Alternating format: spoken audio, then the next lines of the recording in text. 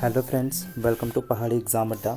तो जैसे हमने लास्ट वीडियो में आपके प्रागैतिहासिक काल को यानी कि प्री हिस्टोरिकल टाइम पीरियड को कवर किया था, उसी क्रोनोलॉजी को आगे बढ़ाते हुए आज हम आद्य ऐतिहासिक काल यानी कि प्रोटो हिस्टोरिकल टाइम पीरियड को आगे बढ़ाएंगे।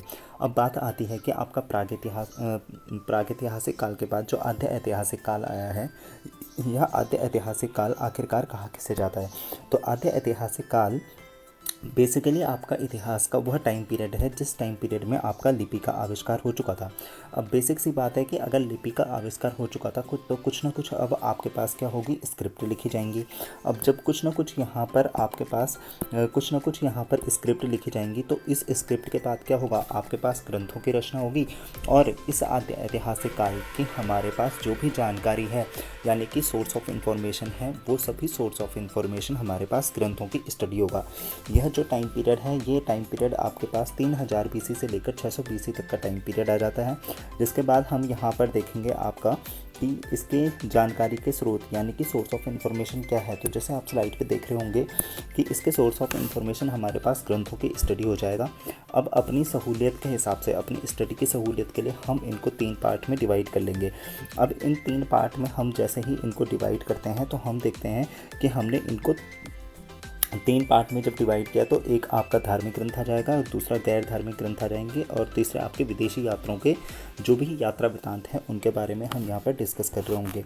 तो हमने सबसे पहले देखा आपका धार्मिक ग्रंथ। धार्मिक ग्रंथों में आपके पास सबसे पहले ऋग्वेद आ जाएगा, इसके बाद स्कंद पुराण, महाभारत, रामायण, ब्राह्मण ग्रंथ और बौद्ध ग्रंथ। इन ग्रंथों के थ्रू हम क्या करेंगे, आद्य ऐतिहासिक काल की जानकारियाँ प्राप्त करेंगे। फिर हमारे पास गैर धार्मिक ग्रंथ आ जाएगा, जैसे राजतरंगिणी जो आपकी कल्हण की बुक हो जाएगी, मेघदूत कालिदास की आ जाएगी, बृहत संहिता वाराहमिहिर, रघुवंशम कालिदास की, अष्टाध्यायी पाणिनि की और अभिज्ञान शाकुंतलम भी कालिदास की हो जाएगी। तो इन बुक्स को हम गैर धार्मिक ग्रंथ के अंतर्गत रखेंगे और इनसे हमें जो भी आद्य ऐतिहासिक काल की जानकारी मिलेगी उसे हम प्राप्त करेंगे। ऐसे ही यात्रा वृत्तांत आ जाएगा, जिसमें हमारे पास वेन्सांग का यात्रा वृत्तांत जिसे सियूकी के नाम से जाना जाता है। इसी प्रकार से हम मूरक्राफ्ट के बारे में देखेंगे, विलियम फिंच के बारे में देखेंगे और फाइनली हम यहाँ पर पी बेरंग के बारे में स्टडी कर रहे होंगे। ठीक है, तो इस तरह हमारे पास आद्य ऐतिहासिक काल के सोर्स ऑफ इंफॉर्मेशन आ जाते हैं। अब हम इसमें सबसे पहले आपके धार्मिक ग्रंथों को स्टार्ट करते हैं। तो धार्मिक ग्रंथों में हमारे पास सबसे पहले ऋग्वेद आ जाता है। ऋग्वेद हमारा सबसे प्राचीन वेद है, सबसे पुराना वेद है और इसी वेद में उत्तराखंड का सर्वप्रथम उल्लेख किया गया है, जिसमें उत्तराखंड को देवभूमि, मनुष्यों की भूमि, पर्णभूमि के नाम से जाना गया है।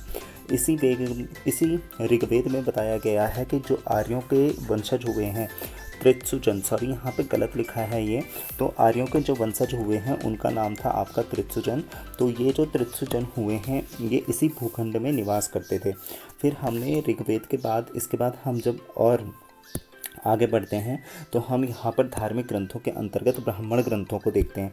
ब्राह्मण ग्रंथों को देखते हैं तो ब्राह्मण ग्रंथ होते क्या हैं। ब्राह्मण ग्रंथ वे ग्रंथ होते हैं जो वेदों की प्रमाणिक व्याख्या करते हैं, यानी कि उनको जो है तो वो ऑथेंटिक रूप से क्या करेंगे, यहाँ पर डिस्क्राइब करने का काम करते हैं वेदों को, वो आपका ब्राह्मण ग्रंथ कहलाते हैं।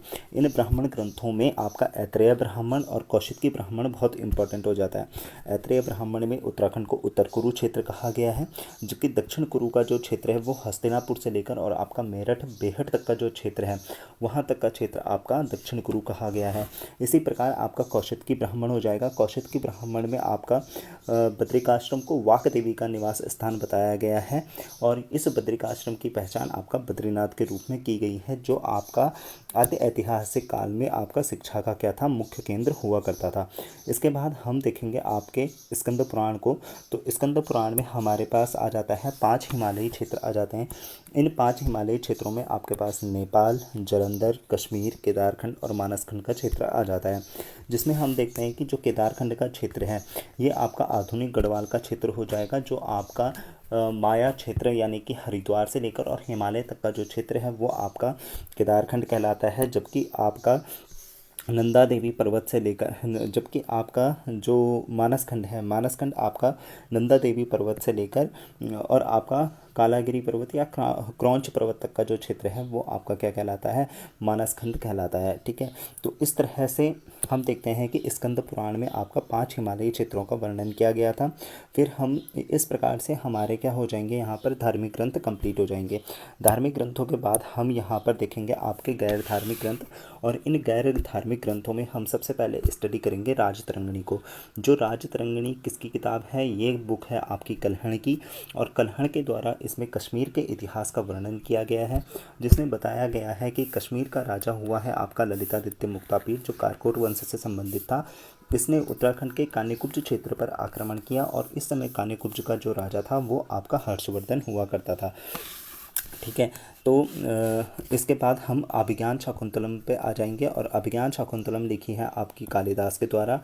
इस अभिज्ञान शाकुंतलम में कालिदास के द्वारा दुष्यंत और शकुंतला के प्रेम कहानी, जो कण्वाश्रम में इन्होंने मालिनी नदी के तट पर लिखी है, उसमें दुष्यंत और शकुंतला की प्रेम कहानी को बताया है। इसमें बताया गया है कि दुष्यंत और शकुंतला से आपका राजा भरत नाम के पुत्र की उत्पत्ति हुई है, और इसी भरत के नाम पर हमारे देश का नाम भारत पड़ा।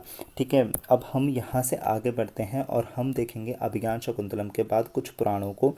तो पुराणों में हम देखते हैं कि यहाँ पर हमारे पास मुख्य रूप से वायु पुराण और विष्णु पुराण आ जाता है। इस वायु पुराण और विष्णु पुराण में यक्ष गंधर्व और किन्नर समुदायों का यक्ष गंधर्व और किन्नर का हमें क्या मिलता है, वर्णन मिलता है, जिसमें हम देखते हैं कि जो आपके यक्ष हैं इनकी जो निवास की पुष्टि है, इनके निवास की पुष्टि हमारे पास जाखन मंदिर, ठीक है, जाखन मंदिर से होती है। कहाँ से, जाखन मंदिर से हमारे पास क्या हो जाएगी, यक्षों के निवास की पुष्टि होती है। ठीक है, और जो जबकि इसमें ध्यान देने वाली बात यह है कि जबकि जो आपका जाखन क्षेत्र है, यह जाखन क्षेत्र आपका देहरादून में पड़ता है। अब जैसे इसमें बताया गया है कि यक्ष गंधर्व और किन्नर समुदायों का साक्ष्य और इसके प्रमाण जागेश्वर मंदिर अल्मोड़ा, तो इससे तो मैं ऑथेंटिक नहीं मानता। तो मुझे जो पता था कि यक्षों के निवास की पुष्टि आपका जाखन मंदिर से होती है, जबकि जाखन क्षेत्र जो है वो आपका देहरादून में स्थित है। ठीक है, इसके बाद हम बौद्ध ग्रंथ में आ जाते हैं, और बौद्ध ग्रंथ में हम देखते हैं कि बौद्ध ग्रंथ में जो जातक हैं वो भगवान बुद्ध के पूर्व जन्म की कहानियाँ हैं, जो आपके बौद्ध धर्म के क्या हैं, आपके पवित्र ग्रंथ हैं। इन पवित्र ग्रंथों में आपका कुणाल जातक और आपका महाविषांतर जातक आ जाता है। ठीक है, तो ये आपका क्या है, ये महाविषांतर जातक होगा,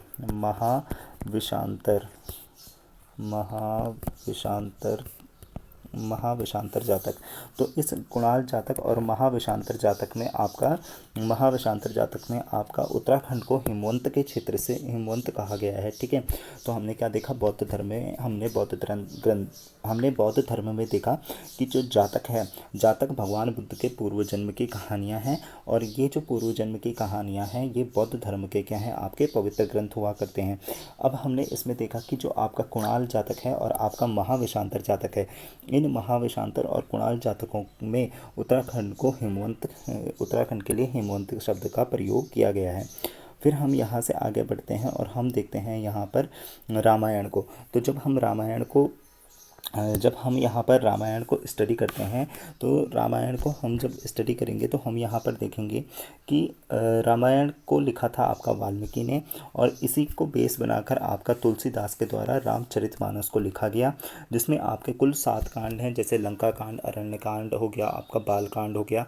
इस तरह से आपके टोटल 7 कांड बताए गए हैं, जिनमें से हमारे लिए इम्पोर्टेंट हो जाता है बाल कांड और लंका कांड। बाल कांड में कौशिकी नदी का उल्लेख मिलता है। इस कौशिकी नदी को आधुनिक कोसी नदी के रूप में इसकी पहचान की गई है। इसी तरह लंका कांड में आपका द्रोणगिरी पर्वत जो चमोली में है को औषधि का क्षेत्र कहा गया है। इसी द्रोणगिरी पर्वत से हनुमान जी, लक्ष्मण जब मूर्छित अवस्था में पड़े थे तो हनुमान जी के द्वारा संजीवनी बूटी इसी द्रोणगिरी पर्वत से लेकर गए थे।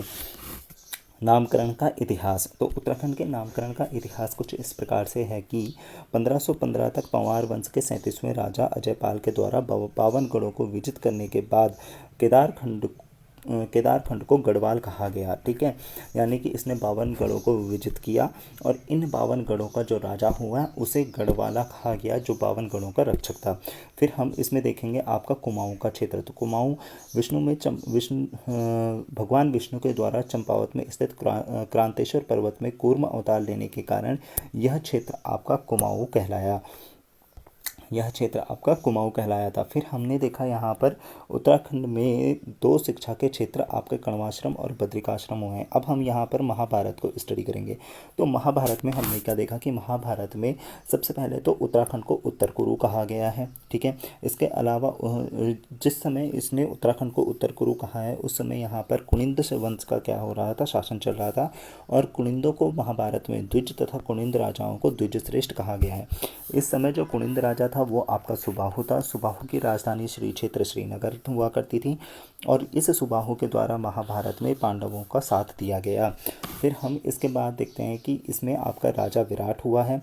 राजा विराट की पुत्री का नाम था उत्तरा और इस उत्तरा का विवाह अर्जुन के पुत्र अभिमन्यु के साथ हुआ था। फिर हम यहाँ पर देखते हैं कि जो आपके महाभारत काल में जब आपके पांडव उत्तराखंड की यात्रा पर आए थे तो इनको उत्तराखंड का भ्रमण करवाने का काम धौम्य ऋषि या फिर कहीं कहीं पर आपका लोमश ऋषि भी कहा जाता है, तो धौम्य ऋषि या लोमश ऋषि के द्वारा करवाया गया था। फिर हम यहाँ से आगे बढ़ते हैं और हम यहाँ पर देखते हैं आपका मूर क्राफ्ट को। तो मूर क्राफ्ट के बारे में हमें यहाँ पर क्या स्टडी मिलती है, जब हम मूर क्राफ्ट, जस्ट अ सेकेंड, हाँ